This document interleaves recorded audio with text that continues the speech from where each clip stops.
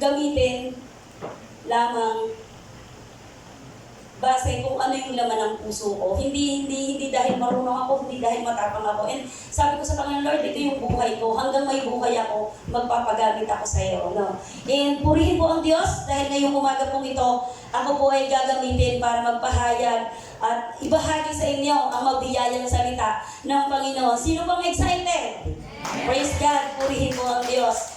At ngayon pong buwan ng Mayo, yan, ay tinatalakay po natin ang living a balanced life. So, sino po ang subaybay ng 4 na linggo ngayong buwan ng Mayo? No.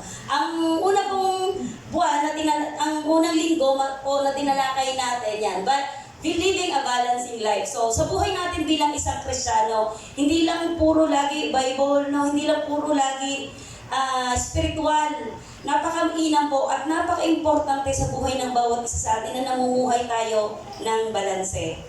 Laging sinasabi na masama pag sobra. Hindi nakakaganda pag sobra. No, kailangang balanse. No, nagbabalanse tayo sa marami tayong aspeto ng buhay eh. Marami tayong mga aspeto na meron tayo at in 24/7, saan po natin iginugugol yun? Saan nauubos ang ating oras at panahon? May pamilya tayo. Amen. Lahat tayo may pamilya.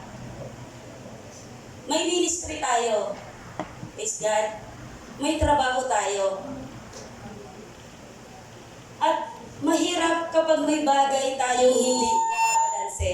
And purihin ang Diyos sapagkat ang ating pong iglesia ay nagbigay ng mga topics na tinalakay natin in previous week.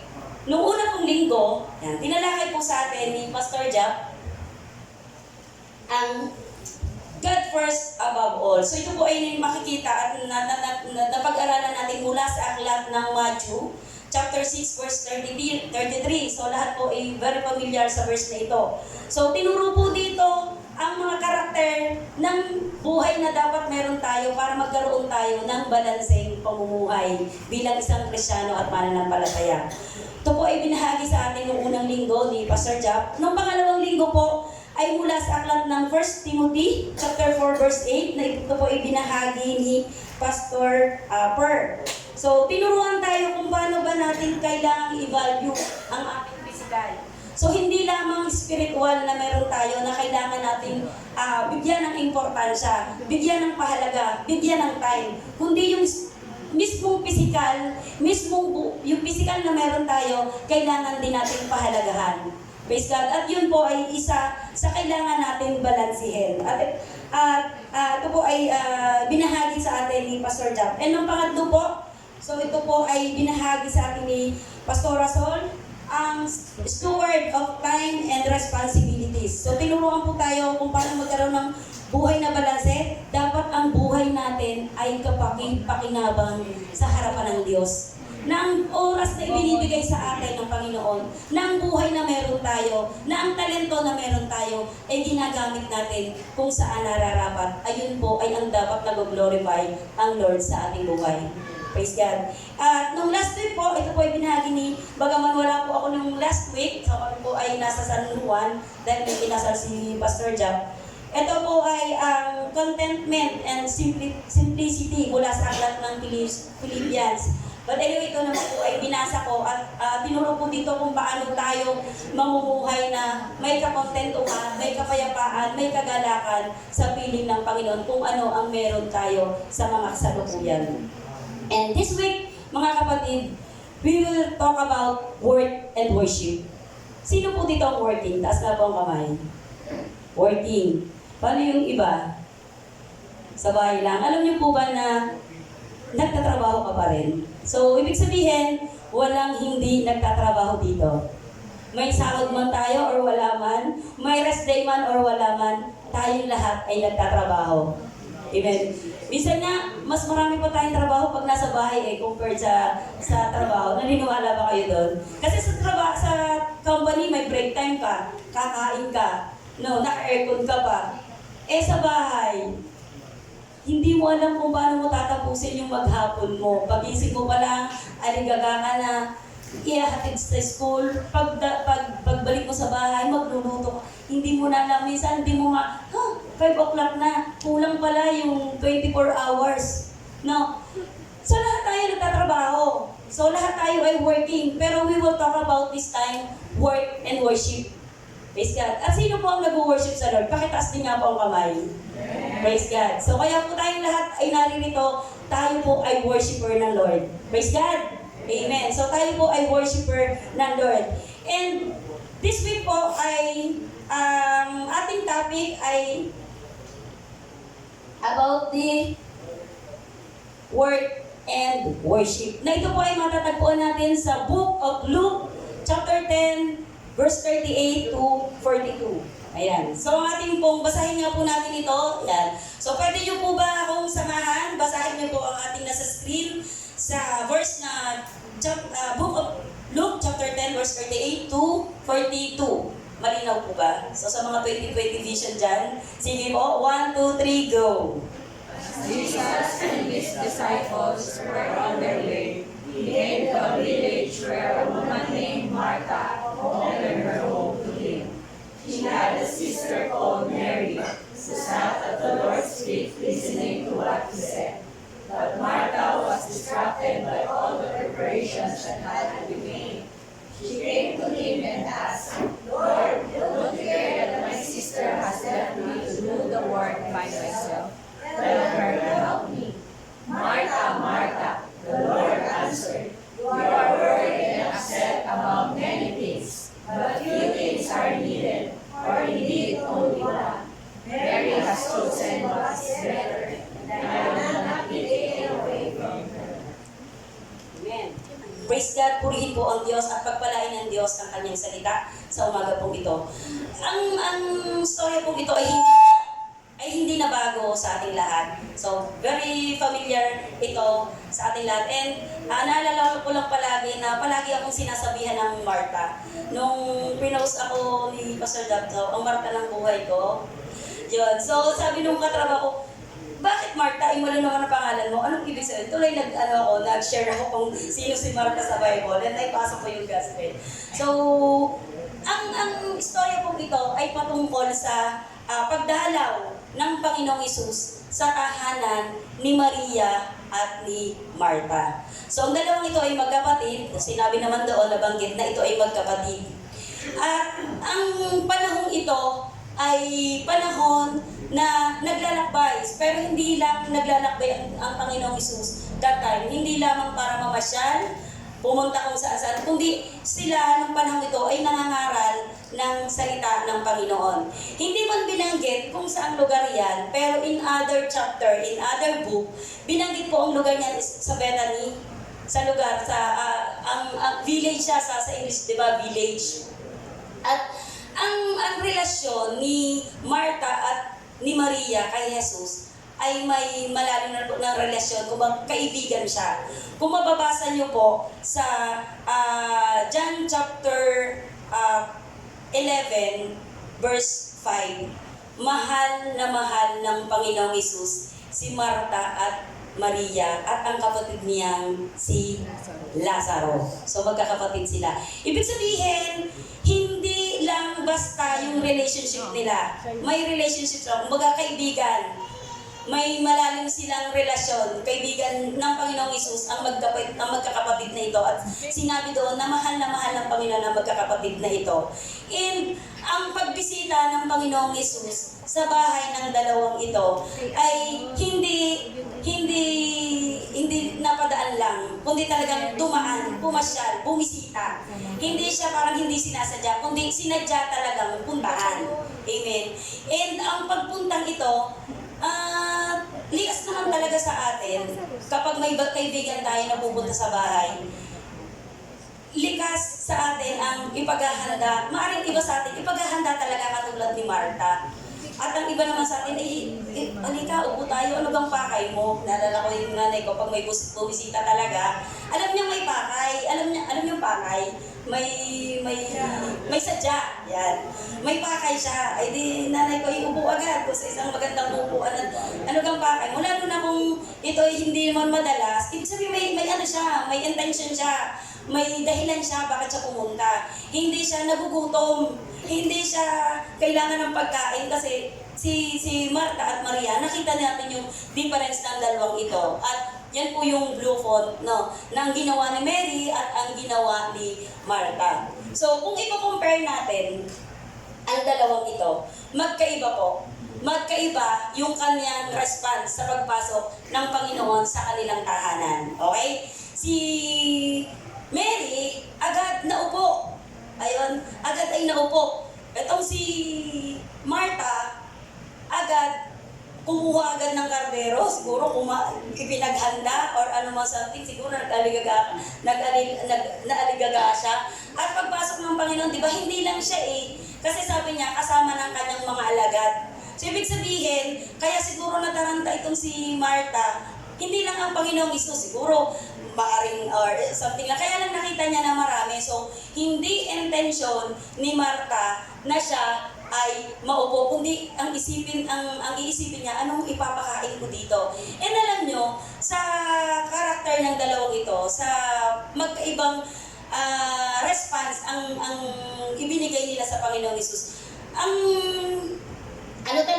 Si Mary talaga, ang nature talaga niya, laging paglingkod, laging sambahin, bigyan ng attention ng Panginoon. Kung naalala niyo po sa John chapter 12, no, yung kung babasahin nyo, ito yung bumisita ang Panginoon sa kanilang tahanan. At si Marta, nilagay din po, mababasa nyo rin doon na siya ay naghanda ng pagkain, samantalang si Lazaro ay naupong kasama kumakain. So, ibig sabihin, hindi pa rin siya sumabay sa Panginoon, aligaga pa rin siya. Ibig sabihin talaga, nature ni Marta ang talagang magsilbi. Nature ni Marta. And si Mary, nung time na yon na bumisita ang Panginoon, Pasko ba yun? Nature ni Mary, agad kinuha ang pinakamamahaling pabango at ibinuhos sa Panginoong Hesus. So, magkaiba sila ng response. Pero, walang mali, tama? Walang mali sa ginawa ni Marta. At lalong mas walang mali sa ginawa ni Mary. So, gusto po nating pag-usapan na ano ba yung pagkakaiba or mga qualities ni Mary. Una, si Mary po, showed a heart that focused on Jesus. Ito ang isa sa qualities ni Mary. Showed a heart that focused on Jesus. Pinakita niya po ang pinakita po ni Mary dito, yung humbleness, yung kababaang loob. Bakit po? Kasi ang unang niyang ginawa, di ba? Naupo siya sa paanan. No, hindi katabi. Kundi sa paanan, maaring siya ay, di ba, saan ba nakapwesto ang paa natin? Di ba sa sahig? So, maaring doon siya naupo si Mary at nakinig ng salita ng Panginoong Hesus. And love God's word. So, isa po sa qualities ni Mary. Love God's word. So, she paid attention in Jesus' teaching. Alam niya na ang paglalakbay ng Panginoong Hesus ay hindi para magbahay-bahay at kumain, kundi ang Panginoon ay naglalakbay ng panahong yon para ipahayag ang kanyang mga salita. So, anong dapat i-response natin doon? Makikinig. No? At yun po ang ginawa ni Mary. Next, had right priorities. Amen. She chose what was most important. Amen. So, na-bless talaga to si Mary, no? And, maano ko lang po, kasi, pinakita niya kung ano ba yung mga priority niya. Ano yung nararapat? Ano yung pinaka-importante? Alam niyo po, medyo sisigway lang ako, sa mga oras pong ito, mga panahon ito, ang pamilya ko po sa Quezon ay nagdadalamhati.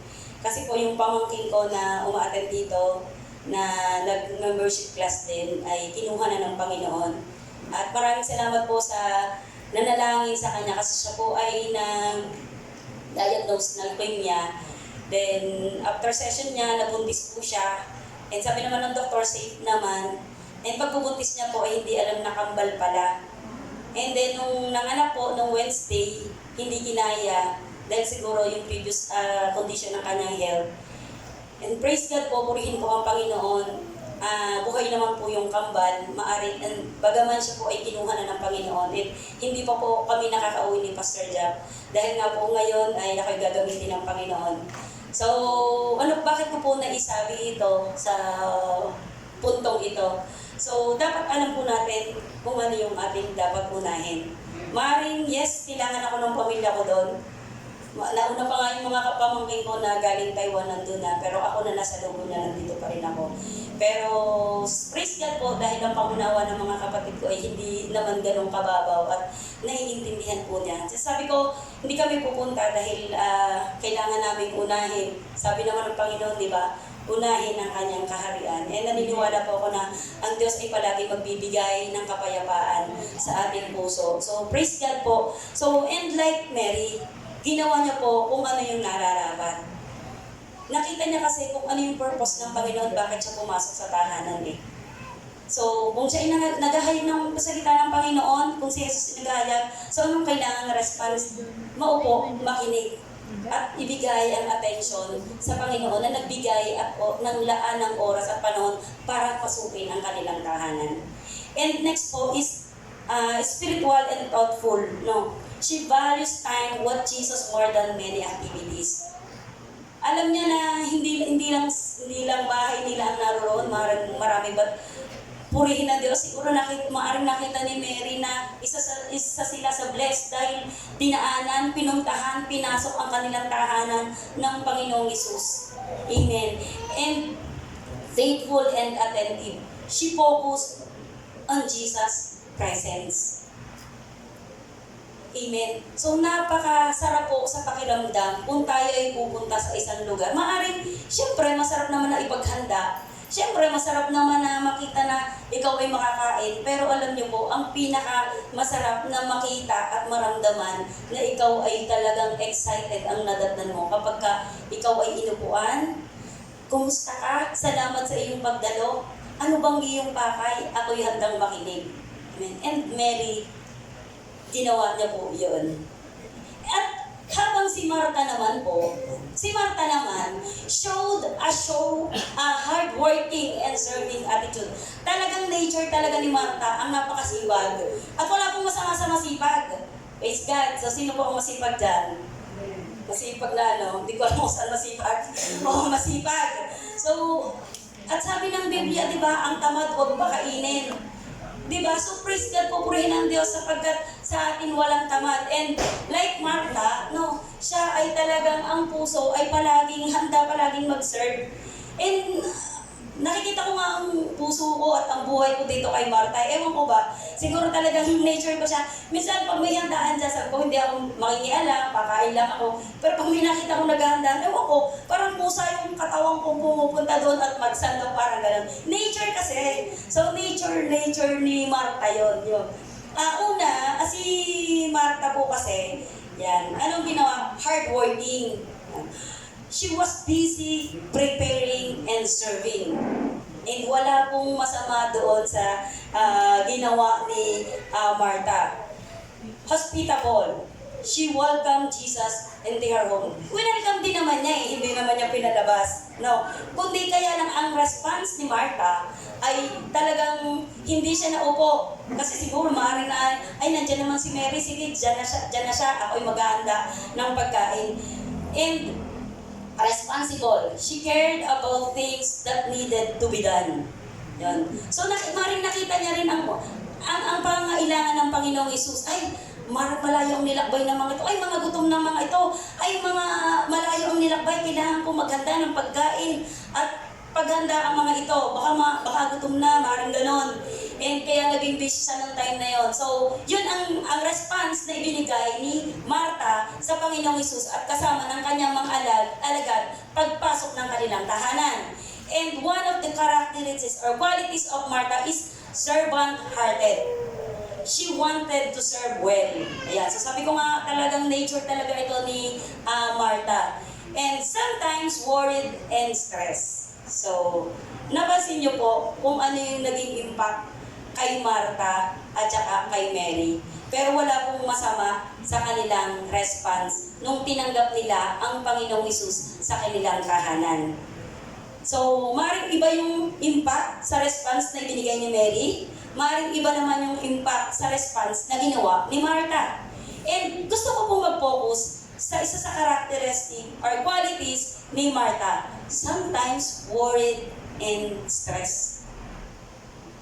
At alam niyo po ba, na kapag tayo pala ay abalang-abala sa isang bagay, hindi ko po alam kung anong bagay ang pinagkakaabala natin, nagdudulot yan ng stress. Nagdudulot siya ng kabagabagan, nagdudulot siya ng... Kaya, di ba ang response ni Martha, nung hindi na siya magka-ugaga, o hindi na siya magkaintindihan, nagsumbong siya sa Panginoong Hesus. Okay lang ba sa iyo, Panginoon, na ako'y nag-iisa, samantalang si Martha, si Mary ay nakaupo lang? Nagsumbong siya, di ba? So parang nagre-reklamo siya. Hindi niya na nakikita yung worth ng kanyang ginagawa. Kasi busy siya. Pero nung sabi sa kanya ng Panginoon, Martha, masyado kang nababahala o naaligaga or masyado kang nababahala sa iyong ginagawa. And minsan mga kapatid, sa bagay, sa oras na umaagaw sa atin ng atensyon, nagdudulot ito ng stress, nagdudulot ito ng mga bagay na hindi na nag-glorify ang Panginoon. Kasi yung oras po na ginugugol natin sa maraming bagay, nagdudulot na ito ng hindi natin pagbibigay ng oras at panahon sa Panginoon. And di ko po alam kung saan tayo, sabi ko nga kanina, kung atin bang i-assess ang ating time, saan nauubos ang ating 24/7, no? May portion ba dito na tayo ay umuupo, nakikinig, nabibigay ng oras at panahon sa Panginoon? Kung tayo man po ay abala sa maraming bagay sa tahanan natin, abala tayo kasi kailangan natin kumita ng doble-doble kasi ang anak ko maraming akong pinaaral na anak. Kailangan ko matapos ang trabaho kasi ang boss ko, ito yung ugali niya. Alam niyo po, personally naranasan ko to na dahil yung boss ko, natulog po ako ng 2 or 3 a.m. para paghandaan yung kailangan kong i-present. And alam niyo po, 2 hours yung tulog ko nung pinipresent ko, luhaan lang ang inabot ko. Kasi po, first and second slides lang nag-okay, then the rest, grabe laglag yung luha ko at saka ako lumapit sa Panginoon, Lord, pagod na ako. And minsan ganun tayo mga kapatid. Yung ating kaabalahan na akala natin ay nagdudulot pa sa atin ng yung healthy pa sa atin pero hindi po natin napapansin na ito ay nagpapahina, ito ay umaagaw sa oras na dapat ay pinaglalaanan natin. And like Martha, and gusto ko po this time, sama-sama kung ano man po ang ating kabalahan bago tayo pumasok sa 4 na sulok ng iglesyang ito, sama-sama po tayong let's take a pause. No. Naalala niyo po yung ating good morning, let's take a pause and declare the victorious day ahead. So now, let's take a pause. So, sandalian po tayong huminto. Kung ano po yung napakalaking oras na umaagaw sa atin, sa oras natin na ikaw at ang Panginoon, ako at ang Panginoon.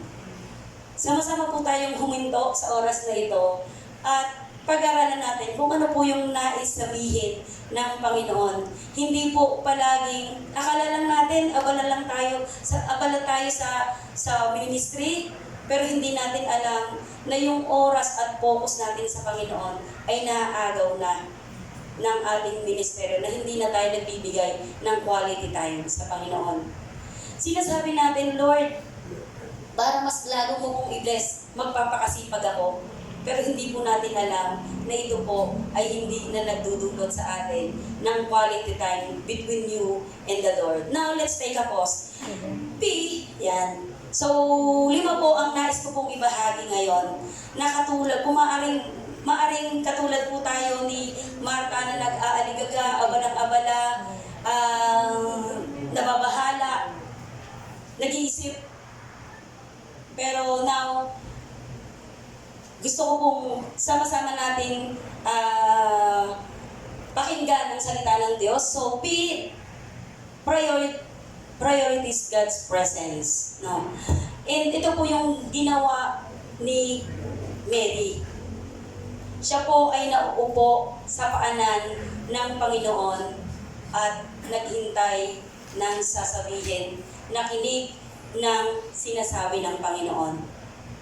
At mga kapatid, ito po ang palaging nais ng Diyos sa atin. Sa ating pong pakikinig sa salita ng Panginoon, maaaring tayo po ay nagbibigay ng time every Sunday. Praise God! Nagbibigay tayo ng time every Wednesday. Praise God! Nagbibigay tayo ng time sa B-group. Any fellowship na meron tayo, praise God. Pero lagi po nating tatandaan, once na tayo po ay naupo, ano po yung laging iuuwi natin na sinabi ng Panginoon sa atin? Lagi po nating hingin ang presensya ng Panginoon na lagi nating maranasan para po palagi nating maintindihan ano po ang laging sinasabi at naisabihin ng Panginoon sa umaga pong ito. And letter A po, assess your distraction. Yan. So, ano pong mga bagay ang nakaka-distract sa atin sa time natin sa Panginoon? So, kayo po yung nakaka-assess niyan, ako po yung nakaka-assess nito sa oras na meron ako na ibinibigay sa Panginoon. Ano po yung bagay na dapat nasa church ako pero dahil dito, wait lang. Dapat nagbabasa ako ng Bible pero dahil dito, wait lang. David, hindi ako naka-assign niya. So, Martha was distracted by all the preparation that had to be made. So, naging abala siya at naagaw ang atensyon niya sa oras na dapat ay nakikinig siya sa Panginoon. So, mga kapatid, ang ating pong ministeryo ay hindi ibinigay para tayo ay ma-out of focus sa Panginoon. Hindi po masama ang ministeryo na ipinagkatiwala sa atin. Hindi po masama ang pamilya na ipinagkatiwala sa atin. Hindi po masama ang trabaho na ipinagkatiwala sa atin. Pero kung ang bagay na ito ay nakakadistract ng oras at panahon natin sa Panginoon, nakala natin, kung iniisip natin na tayo ay parang okay naman ang lahat ng ito, lagi naman ako nagpipray, pero wait lang, i-assess natin kung ito man ay hindi na nagdudulot sa atin ng kalakasan, hindi na ito nagdudulot ng kapayapaan, hindi na ito nagdudulot ng pag-ibig sa lahat ng bagay na ginagawa natin. Ito ay nagdudulot na ng pagsisisi, pagtingin na bakit ikaw ganyan, samantalang ako ganito. I-assess po natin dahil baka maaaring ito ay nakaka-distract na ng bagay na ginagawa natin na dapat ay nag-glorify ang Lord sa lahat ng bagay na ginagawa natin sa ministry, sa trabaho, sa pamilya, sa lahat ng bagay na ipinagkatiwala ng Panginoon sa atin. And letter U, understand God's voice. Ito po ang sinabi ng Panginoon kay Martha. Martha, Martha, the Lord answered, you are worried and upset about many things. Tapos pag napapagod tayo, pag nawawala na tayo ng lakas, Lord, ayoko na, pagod na ako. Mga kapatid, baka maaaring may sinasabi po ang Panginoon sa atin, bakit pa tayo napapagod? Bakit pa tayo nangihina? Or malu, masyado kang abala dyan. Maring sa bawat isa sa atin may sinasabi, tinatawag tayo ng Panginoon sa kabila ng lahat ng bagay na pinagkakaabalan natin. Hindi ko po alam kung ano yun. Pero this time, mga kapatid, pakinggan natin kung anong sinasabi ng Panginoon. Ang Panginoon po ay laging, ang intensyon niya, bakit siya pumasok sa puso natin? Hindi lang para pagsilbihan, kundi ibigay ang oras, ang ating atensyon sa Kanya. Maring may tinatawag tayo sa sitwasyon na meron tayo. May pinapaalala ang Panginoon sa sitwasyon na meron tayo. So, lagi po nating unawain, intindihin ang boses kung ano ang nais sabihin ng Panginoon sa buhay ng bawat isa. And letter S po, surrender your stress. Nakaka-stress ang maraming bagay. Manood ka nga lang ng balita, di ba? Ay, nako. Parang gusto mo nang lumabas ng Pilipinas. Wala lang akong passport eh. Hindi, may passport ako. Mag-expire na nga. 10 taon nga nung inuwa ko. Hindi pa namamarkaan. Gusto ko namang burahan para medyo madumi yan. Anyway, so napakaraming bagay ang nakaka-stress, di ba? Pero minsan, di ba, kailangan mo kumuha ng stress reliever. Iba't iba ang mga stress reliever na meron tayo. Anak natin, di ba? Pero ang salita po ng Diyos sa umaga pong ito, yan. Sabi ng Diyos dun sa verse 42a, ang sabi niya ay, but a few things are needed, or indeed only one. Praise God. So, ang stress naman po ay hindi naman excuse para sa ating lahat. Lahat tayo nakakaranas ng stress sa maraming bagay, sa maraming aspeto ng ating buhay. Maraming stress ang nararanasan natin, pero ang sinasabi po ng Panginoon, lagi nating ipagkatiwala ang anumang bagay na alalahanin natin.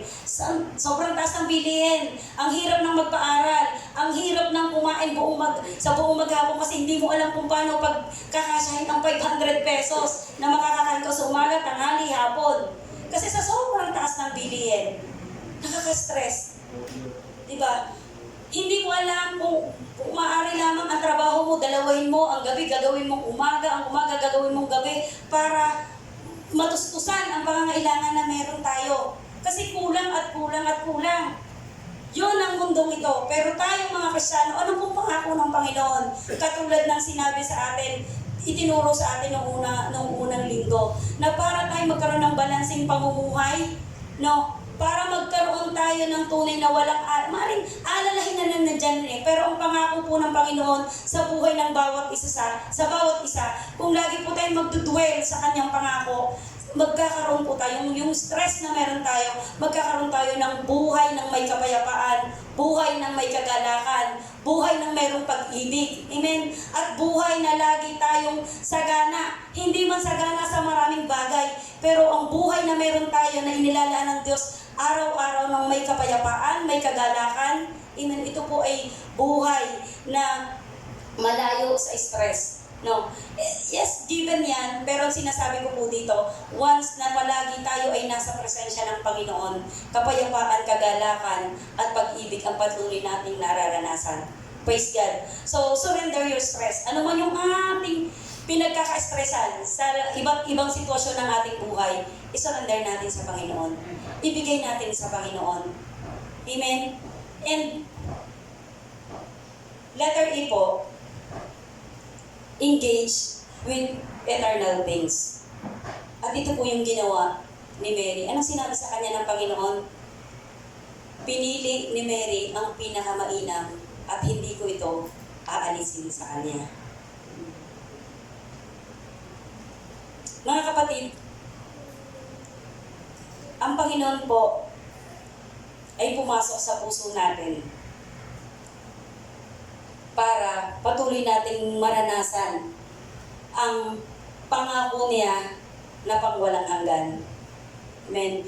Katulad ni Mary, pinili niya ang pinaka-mainam at nararapat kung ano ang nais ng Panginoon sa buhay ng bawat isa. Amen.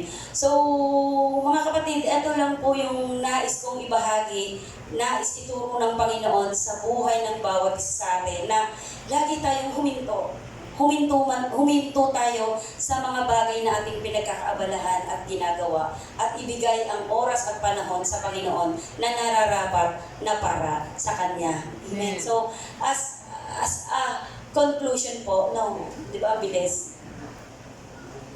So, tayo po bilang isang Kristiyano, sabi diyan ay, in a busy world, choose what truly matters. Amen. When Christ at the center of our hearts, work and worship remain in balance. Hindi po natin pwedeng iwanan ang worship dahil yun po ang disenyo ng Diyos sa buhay ng bawat isa. Hindi rin po natin pwedeng iwanan ang mga ipinagkatiwala ng Panginoon sa atin. Pero katulad po ni Martha at ni Mary, pinasok ng Panginoon ang kanilang tahanan. Sinadya ng Panginoon ang kanilang tahanan para ipahayag ang kanyang salita, para at ibigay ang atensyon para sa kanya. Ganon din tayo mga kapatid. Tinanggap natin ang kaligtasan mula sa Panginoon. Tinanggap natin ang pag-ibig ng Panginoon. Tinanggap natin ang Panginoon sa ating puso. Amen. At huwag po nating hayaan na tayo ay abala dahil sa ating tinanggap. Huwag nating hayaan na tayo ay maubos ang oras sa pagkaabala dahil sa Kanya. Sa ating kabalahan sa mundong ito, sa buhay, sa papel na ibinigay sa atin ng Panginoon, hindi natin namamalayan habang nagbibisi tayo, habang gumagawa tayo, habang nagpapakapagod tayo, lumalayo, unti-unti tayong lumalayo sa presensya ng Diyos. At sa oras pong ito mga kapatid, sabi ko nga hindi masama ang ginawa ni Martha, pero nagdudulot ito ng kanyang kabalisahan, ng kanyang pagkagalit, no? At huwag po nating hayaan yon.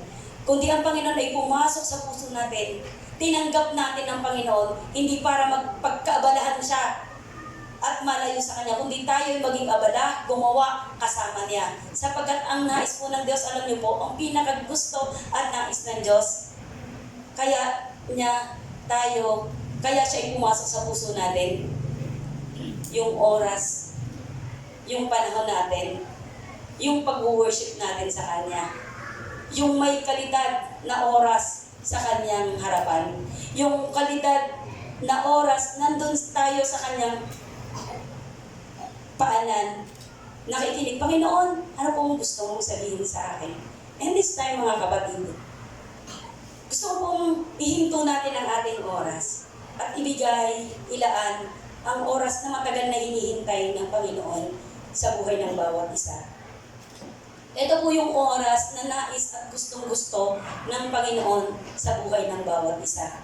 Ito po yung pagkakataon at oras na ibigay natin, kausapin natin ng Panginoon at ibigay natin kung anumang stress ang nagdudulot sa atin, ipagkatiwala natin sa Panginoon. Sapagkat ang nais po ng Diyos, kaya siya ay pumunta dito, no? Kaya pinasok niya ang puso natin, katulad ng pagpasok at pagbisita niya sa tahanan ng magkapatid ni Martha at Mary, ay ipahayag ang kanyang salita, ay ang makinig sa kanya, ay ang magbigay ng oras at panahon sa kanya, at yun rin po ang hinihintay niya sa buhay ng bawat isa sa atin, ang magbigay ng oras at panahon sa kanya.